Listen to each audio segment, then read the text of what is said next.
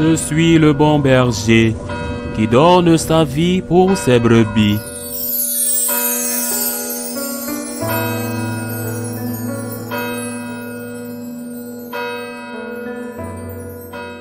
En ce temps-là, Jésus disait à ses disciples, « Ne jugez pas pour ne pas être jugés.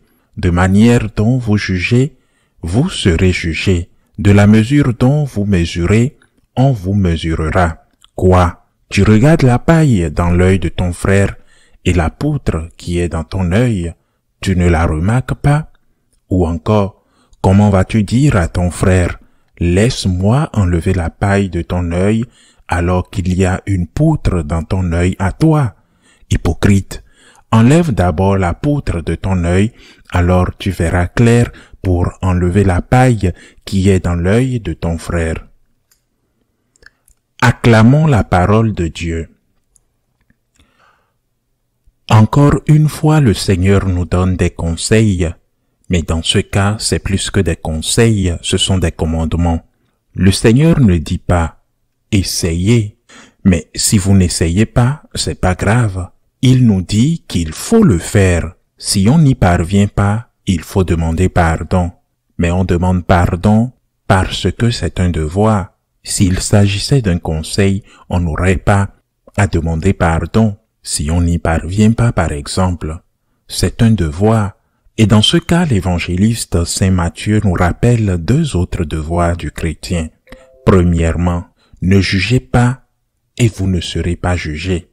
Ne jugez pas, ne jugez pas. Mais que ne devrions-nous pas juger? Nous ne devrions pas juger la personne. Nous pouvons juger l'acte, mais ne jugeons pas la personne. Juger la personne revient à Dieu. Le Seigneur dit, ne jugez pas la personne. Et pourquoi? Parce que vous ne savez pas ce qu'il y a dans le cœur de cette personne. Vous ne connaissez pas les circonstances atténuantes ou graves qui ont poussé cette personne à agir ainsi. Mais Dieu, qui est tout-puissant, voit le cœur de cette personne. Il est donc à même de juger. Mais vous n'avez pas le droit de juger la personne, mais vous pouvez juger l'acte. Ne jugez pas seulement pour le mal qu'ils font, mais aussi pour le bien qu'ils font. Ne jugez pas seulement pour les défauts de la personne, mais jugez aussi pour le bien que la personne fait. Le jugement est aussi positif. Apprécier quelque chose, c'est un jugement. Ne jugez pas seulement pour les actes mauvais. Vous voyez peut-être qu'ils donnent beaucoup, mais vous ne savez pas si c'est peu par rapport à ce qu'ils ont. Dans d'autres cas, vous voyez qu'ils donnent très peu. Et vous ne savez pas si c'est un acte de grande générosité, car ils n'ont rien de plus que ce qu'ils donnent. Ne jugez pas la personne, mais jugez les actes. Les circonstances, vous ne les connaissez pas. Seul Dieu voit le cœur et laissez Dieu juger la personne. Laissez donc cette tâche à Dieu. Seul Dieu est le juge suprême. Seul Dieu connaît l'histoire de chacun de nous, nos conditions de vie, notre degré de liberté pour agir. Que Dieu soit Dieu et laissons le travail de Dieu à Dieu. Ne jugez pas, chers frères et sœurs, mais si vous jugez ce qui est fait, peut-être une action mal, cela peut être apprécié parce que l'acte est mal. Voler, c'est mauvais, mais ne jugez pas la personne. Quand vous jugez une personne, n'oubliez pas que la mesure dont vous utilisez sera utilisée contre vous. Dieu est le seul qui juge la personne parce qu'il connaît les cœurs. Que ce que vous ayez fait soit bien, que ce que vous ayez fait soit mal, laissez Dieu juger la personne. Et il faut s'y habituer, car c'est une norme donnée par Jésus. Nous ne jugeons pas la personne, ce n'est pas à nous de la juger, nous jugeons ce qu'elle fait. Rappelons-nous aussi, dit le Seigneur, que la mesure dont nous usons sera appliquée à nous. Si nous sommes durs envers quelqu'un, il le sera aussi envers nous.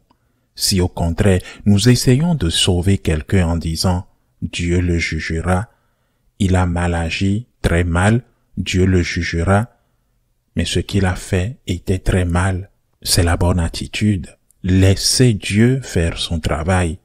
Lorsque vous utilisez une mesure très dure envers les autres, cette mesure sera également utilisée en conséquence envers vous. La deuxième leçon est: pourquoi regardes-tu la paille qui est dans l'œil de ton frère et n'aperçois-tu pas la poutre qui est dans ton œil? Comment peux-tu dire à ton frère: laisse-moi ôter la paille de ton œil, toi qui as une poutre dans le tien? Il convient de noter que le mot poutre n'est pas celui que nous utilisons pour désigner par exemple les poutres qui soutiennent les bâtiments. Le mot poutre désigne un fragment, un tout petit morceau de blé. La poutre, par analogie, est quelque chose semblable mais un peu plus grosse. Elles sont généralement allongées et vraiment gênantes. Quel est l'enseignement que Jésus veut nous donner à travers cet exemple?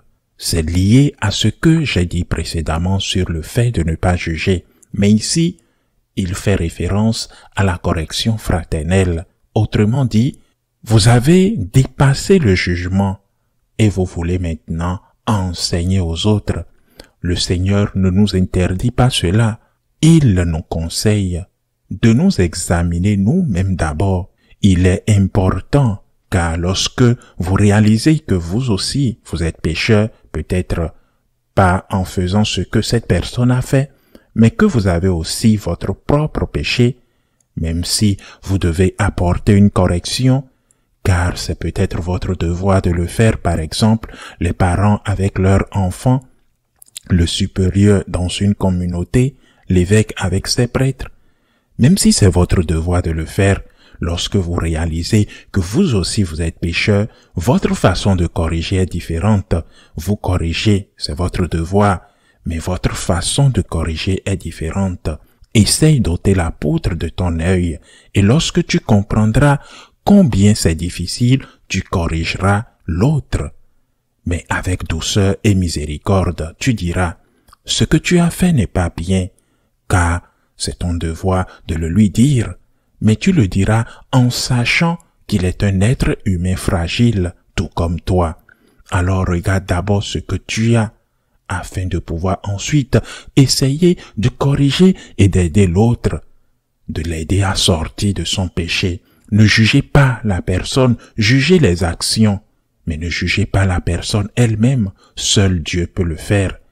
Et si vous devez corriger quelqu'un, faites-le avec miséricorde, avec amour, car la correction est toujours agaçante. Mais si vous le faites avec amour, avec tendresse, c'est moins agaçant et certainement beaucoup plus efficace. Pourquoi nous jetons la vérité à l'autre, comme on lui jette des poignards au visage, et l'autre se met sur la défensive, non pas à propos de la vérité, mais à propos de la façon dont vous la lui dites, et alors cette correction devient inutile. C'est tout. S'il ne répond pas avec raison, c'est toi. Tu me corriges pour quelque chose que tu fais peut-être pire. Ne l'oubliez pas, chers frères et sœurs, la mesure dont vous utilisez pour les autres sera appliquée en conséquence pour vous. Ainsi soit-il.